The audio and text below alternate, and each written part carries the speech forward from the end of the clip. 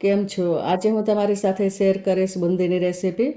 બુંદી બનાવવી એકદમ સરળ અને આસાન છે અને ફટાફટ બની પણ જાય છે. જો આપણે પ્રસાદ માટે બનાવવી હોય કે આપણે ઘરમાં ખાવા માટે બનાવવી હોય તો ફટાફટ સ્વીટ રેસીપી છે અને જલ્દી બની જાય છે. આપણે બેસન લેવાનું છે અને બેસનમાં આપણે જરૂરિયાત મુજબ પાણી ઉમેરવાનું છે અને પાણી ઉમેરી અને બરાબર મિક્સ કરી લેવાનું છે. આવી રીતે આપણે મિક્સ કરવાનું છે. આ જે બેસન છે એકદમ જે બારીક બેસન આવે એ બેસન છે. હવે આપણે આમાં પાણી ઉમેરતા જવાનું અને મિક્સ કરતા રહેવાનું.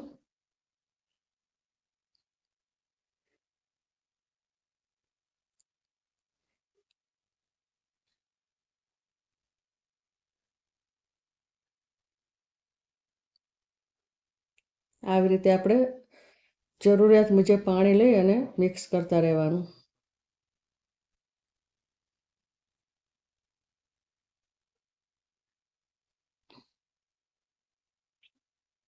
હવે આપણે 1 ટીસ્પૂન તેલ ઉમેરવાનું છે અંદર. તેલ ઉમેરવાથી આ બુંદી સારી બને છે. આ હવે આપણે સાઈડમાં મૂકી દઈશું અને ચાસણી બનાવીશું. ચાસણી માટે આપણે 1 કપ સાકર લેવાની છે અને 1.5 કપ આપણે પાણી લઈશું. પાણી ઉમેરી અને આપણે ચાસણી બનાવીશું.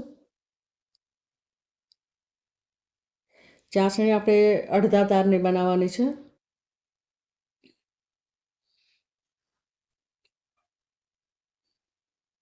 આવી રીતે આપણે બરાબર ચાસણીને ઉકાળીને બનાવવાની છે અને આવી રીતે આપણે મિક્સ કરતા રહેવાનું અને બનાવી લેવાની ચાસણીને.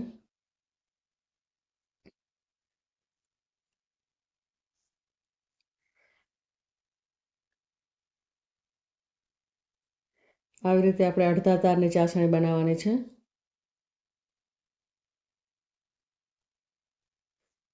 હવે અંદર આપણે ઇલાયચી ઉમેરીશું કે જેનાથી એની ફ્લેવર છે સારી આવે છે.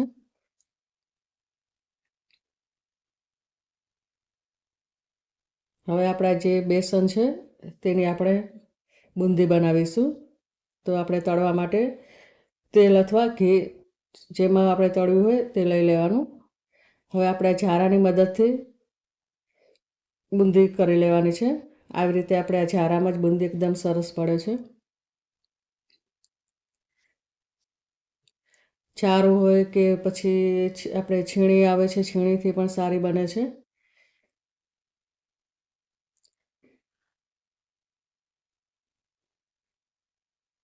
અને તળાતા પણ વાર નથી લાગતી, ફટાફટ તળાઈ જાય છે. 3-4 મિનિટનો ટાઈમ લાગે છે. હવે આપણે આ જે બુંદી છે એને કાઢી લઈશું.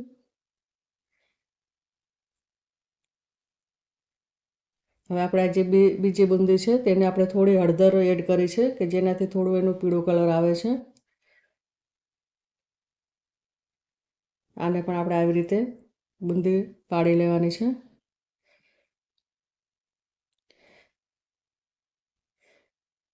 આવી રીતે એકદમ સરળ અને આસાન રીતે બુંદી બની જાય છે.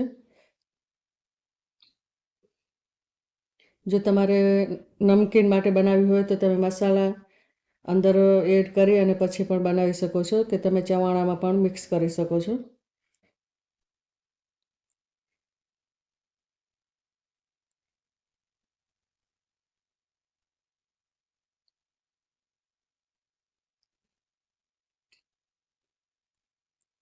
જો પ્રસાદ માટે બનાવવી હોય તો એકદમ ફટાફટ બની જાય છે. આવી જ રીતે મારી ચેનલમાં અવનવી રેસીપી આપેલી છે તો તમે જરૂરથી જોજો. દિવાળી સ્પેશિયલ પણ ઘણી બધી રેસીપી છે અને સ્વીટ રેસીપી પણ મેં આપેલી છે તો મારી ચેનલમાં જરૂરથી જોજો અને પસંદ આવે તો શેર કરવાનું ભૂલતા નહીં. અને મારી ચેનલને હજુ સુધી સબસ્ક્રાઈબ ના કરી હોય તો સબસ્ક્રાઈબ પણ કરી લેજો. હું રોજ એક નવો વિડીયો શેર કરું છું. આવી રીતે આપણે આ જે બુંદી બનીને તૈયાર થઈ ગઈ છે તો આપણે આ ચાસણીમાં મિક્સ કરવાની. આવી રીતે મિક્સ કરી અને 1 કલાક રાખવાની અને ચાસણીમાં બની જાય છે, એકદમ કોરી થઈ જાય એટલે આપણે ડીશમાં કાઢી લેવાની. અને હવે મળીશું બીજી રેસીપીમાં. ત્યાં સુધી બાય.